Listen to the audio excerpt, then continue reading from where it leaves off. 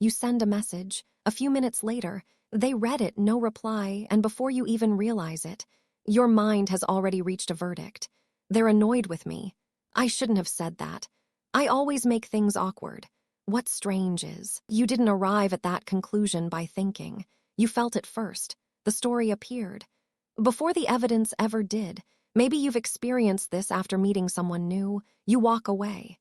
And suddenly every sentence starts replaying in your head. Did I talk too much? Why did they go quiet? Were they just being polite? The conversation ended hours ago, but your mind is still there, searching, rewinding, looking for the exact moment. Everything supposedly went wrong. The hardest part is that none of this feels like imagination. It feels like certainty, as if your brain somehow knows what everyone else is secretly thinking, but it doesn't.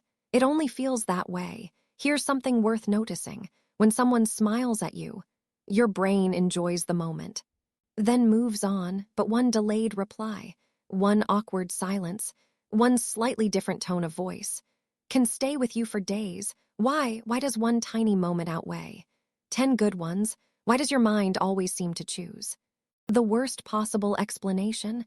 Imagine two people sending the exact same text. Neither of them gets a reply. The first person shrugs. They're probably busy. The second person spends the rest of the evening thinking, I must have done something wrong. The situation is identical. The story is completely different, and that's because our suffering often doesn't come from what happened. It comes from the meaning our mind attaches to it. If you've ever felt like people secretly dislike you, or that you're somehow too much or not enough, this isn't because you're weak, and it doesn't mean you're broken. In fact, your brain is doing exactly what it was designed to do. The problem is, it's using an ancient survival system to solve a modern social problem. And once you understand how that system works, you stop believing every fearful story your mind tells you. You start seeing it for what it really is, a prediction, not the truth. Your brain has an old habit. It notices danger much faster than it notices safety, not because something is wrong with you, but because, for most of human history, being wrong about danger could be fatal. Imagine you're walking through a forest thousands of years ago. You hear something moving in the bushes. Maybe it's just the wind, or maybe it's a predator. The people who assumed it's probably nothing didn't always survive. The people who assumed the worst did. Your brain inherited that habit. It would rather scare you for no reason than miss a real threat. That survival system kept our ancestors alive. The problem is, your brain doesn't only use it for physical danger anymore. Now, it uses it for social danger too. A delayed reply, a quiet room, a friend who seems distracted, a coworker who doesn't smile today. To your brain, these aren't just ordinary moments. They're unanswered questions, and your mind hates unanswered questions, so it fills in the blanks, usually with the story it fears the most. They're upset with me. I said something stupid. They don't like me anymore. Not because it's true, because uncertainty feels uncomfortable, and your brain would rather have a painful answer than no answer at all.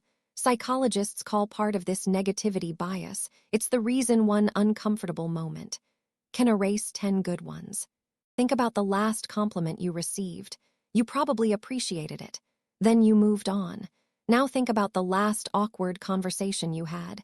You probably remember exactly what happened, maybe even where you were standing. That's because your brain stores negative experiences with much greater importance.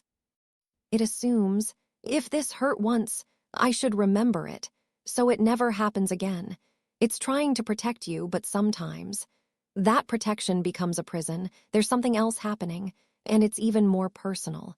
Not everyone reacts to silence. The same way, some people see a delayed reply and barely notice it.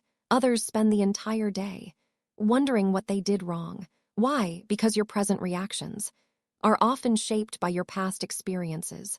If you grew up feeling like love had to be earned, or approval could disappear without warning, your brain learned an important lesson. Pay attention. Watch people's moods. Don't miss the signs. Over time, that lesson became automatic. Now your mind scans every conversation, looking for evidence That history is repeating itself, not because it wants to hurt you, because it believes it's keeping you safe, but the past isn't always describing the present, sometimes. It's only echoing through it. So, if your brain keeps expecting rejection, how do you stop believing every story it creates? Not by forcing yourself to think positive. That rarely works. Your brain doesn't respond to blind optimism. It responds to evidence. The goal isn't to silence your mind, it's to question it. The next time you catch yourself thinking, "They must be upset with me," pause for a moment and ask yourself one simple question. What do I actually know? Not what you feel. Not what you fear. What do you know? Maybe all you know is this: they haven't replied yet. That's it. Everything else is a story. There's an important difference between facts and interpretations. A fact is, they read my message. An interpretation is, they hate me. Your brain often treats those two things as if they're the same. They're not. Learning to separate them is one of the most powerful emotional skills you can develop. Now ask yourself a second question. What's another explanation? Maybe they're busy. Maybe they're exhausted. Maybe they opened your message while walking into a meeting. Maybe they saw it and forgot to reply. We've all done that. The point isn't to convince yourself that everything is fine. The point is to remind your brain that there is more than one possible explanation. When your mind only sees one story, it feels like certainty. When it sees five, certainty begins to disappear, and that's where calm starts to return. There's one more habit that quietly changes everything. Wait. Not forever, just long enough for reality to catch up with your imagination. Have you ever spent hours worrying, only to receive a message later that said, "Sorry, I've been busy all day"? Suddenly, every frightening story disappears. Not because your mind was stupid, because it was working without enough information. The truth is, most imagined rejections never become real, but if you react before the facts arrive, your emotions treat fiction as if it already happened. Sometimes, the healthiest thing you can do is simply refuse to deliver the verdict before all the evidence is in. Over time, this changes something important. You stop asking, "Why do people always reject me?" And you begin asking, "Is my mind filling in the blanks again?" That single question can interrupt a habit your brain has been repeating for years. Imagine your mind as a lighthouse standing on a rocky coastline. Every night, it sweeps its light across the ocean, looking for danger, looking for storms, looking for anything that might crash into the shore. That isn't a flaw, it's its job. But here's the problem: most nights, there is no storm, only fog. Yet the lighthouse keeps searching anyway. Your mind works the same way. It scans every conversation, every silence, every unread message, trying to protect you from rejection. But protection isn't always perception. Sometimes it's just fear wearing the mask of certainty. The thought, "They probably don't like me," feels convincing, not because it's true, but because your brain has repeated it so many times that it sounds familiar, and familiar thoughts often feel like facts, but they aren't. A feeling is not evidence. A fear is not a prediction, and a silence is not a verdict. The next time your mind whispers, "They're pulling away from you," don't rush to believe it. Pause, take one slow breath, then ask yourself, am I responding to what actually happened, or to the story my mind created? That one question creates space, and in that space, you get to choose your response, instead of letting fear choose it for you. The goal isn't to stop feeling uncertain. No one can do that.